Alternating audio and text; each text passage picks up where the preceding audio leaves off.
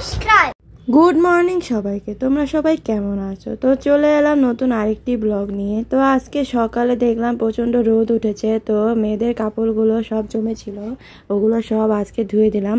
ধুয়ে দিয়ে ছাদে মেলতে চলে গেলাম, কারণ পরদের কোন সময় বৃষ্টি নেমে যাবে তার কোনো ঠিক নেই। তো তাড়াহুড়ো করে কাপড়গুলো ধুয়ে কাপড়গুলো মেলে দিয়ে আসলাম। এত গরমে কাপড়গুলো ধুয়ে খুব অস্থির লাগছিল। তো বাড়িতে এসে তা ফটাফট স্নান করে নিলাম, কারণ ওরা দুজনে এখনও ঘুমোচ্ছে। তো এসেই স্নান করতে ঢুকে গেলাম। স্নান করে এসে বাদ বাকি কাজ করলাম। তো এসে দেখি ছোটো মেয়ে ঘুম থেকে উঠে গেছে, তো ওকে ফ্রেশ করে দিলাম।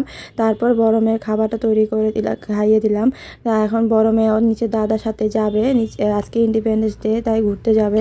যে কোনো অকেশনে ওর দাদা ওকে নিয়ে সকাল সকাল ঘুরতে নিয়ে যায়, কারণ ওদিন স্কুল বন্ধ থাকে। তো ওকে যেদিন স্কুল বন্ধ থাকে সেদিনই ওকে নিয়ে কোথাও না কোথাও ঘুরতে নিয়ে যাবে। ও ঘুরতে খুব ভালোবাসে, তো ওকে বেশি একটা বের হওয়া হয় না, তাই ও দাদার সাথে ঘুরতে যায়। তাছাড়া বুবু আসলে বুবুদের সাথে তো ঘুরবেই। তো এই দিনটা নিচে দাদার সাথে চলে গেল। তো এরপরে আমি বাদ বাকি কাজ করলাম। এদিকে বড় মেয়ে ঘুরেও চলে আসলো, দেখো পতাকা নিয়ে আসলো। আইসে জনগণ গানটা, জাতীয় সঙ্গীতটা গান করলো, গান করে তারপর আমাকে শোনালো। আর তারপর ওকে স্নান করিয়ে দিলাম। স্নান করিয়ে তারপর ছাদে চলে গেলাম। ছাদে ও কিছুটা ফুল তুললো, বললো ও নাকি পুজো দিবে, সেজন্য কিছু ফুল তুললো। ফুল তুলতে গিয়ে ওর দিদা উপরে চলে গেল। দিদা কিছু বললো যে ফুল তুলছিস কেন, এই শুনে ও ভয় পেয়ে গেছে। তো ওই দিকে দেখো ভয় পেয়ে ঘাবড়ে গেছে। তারপর দেখালো যে কি কি ফুল তুলছে।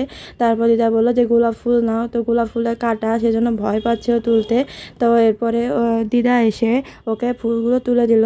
পরে ফুল নিয়ে এসে বাড়িতে এসে পূজা দিল। ফুল পেয়ে ও তো খুব খুশি। তো ফুল নিয়ে গেল বাড়িতে। তারপরে আমি রান্না করতে চলে গেলাম। আজকে সয়াবিন তরকারি আর পনির তরকারি করলাম, সেই দিয়ে খাওয়া দাওয়া করলাম। বড় মেয়ে তো নিচেই দাদাদের বাড়িতে খেয়ে নিয়েছে, তো আমি এদিকে খেয়ে নিলাম। খেয়ে দিয়ে থাল বাসন করে ধুয়ে দিলাম, কারণ থাল বাসন জমে থাকলে পরবর্তীকালে ধুইতে অনেক সমস্যা হয়ে যায়, সেজন্য যখন এটা তখন ধুয়ে দিই। তো এই ধোয়া শেষ হয়ে গেলে পরে ওর বাবার জন্য খাবার রেডি করব। খাবারটা ব্যাগে ভরে রেডি করে রাখবো, ওর বাবা সময় ফ্রি হয়ে তারপর খাবারটা নিয়ে যাবে। তো আমি খাবারটা রেডি করে রাখছি। তো খাবার রেডি করে আমি ছোটো মেয়ের কাছে চলে যাব।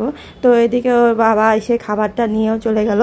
তো এদিকে ছোটো মেয়ে খামচিয়ে পুরো গালটা লাল করে ফেলতেছে। তো নখগুলো আজকে কেটে দিলাম। তো কেটে দিয়ে তারপরে ওকে ঘুম পাড়িয়ে দিলাম। ঘুম পাড়িয়ে আমি ছাদে চলে গেলাম কাপড়গুলো নিয়ে আসার জন্যে।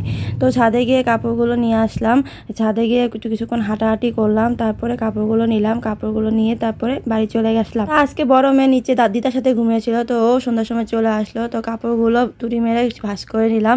ভাঁজ শেষে বড় মেয়ে দেখলাম ছোটো বোনের সাথে খেলতেছে। ওই যে পুজো দিল, পুজোর ফুলগুলো মাথায় ঠেকাচ্ছে। এদিকে ওর বাবা এসে বড় মেয়ের জন্য নাস্তা দিয়ে গেল, একটা পেস্ট্রি আর পিৎজা দিয়ে গেল। সেটা দিয়ে আমরা দুজন বিকাল নাস্তা করে নিলাম। তো বিকাল নাস্তা শেষে বড় মেয়ে ছোটো বোনের সাথে খেলবে। তো ওর সাথে ছোটো বোন তো ঘুমাচ্ছে, ওর সাথে কি খেলবে। তো ওর পা টিপে দিল, টিপে ওকে ঘুম থেকে উঠাই দিল। তারপর আমার সঙ্গে কতক্ষণ গল্প গুজব করলো।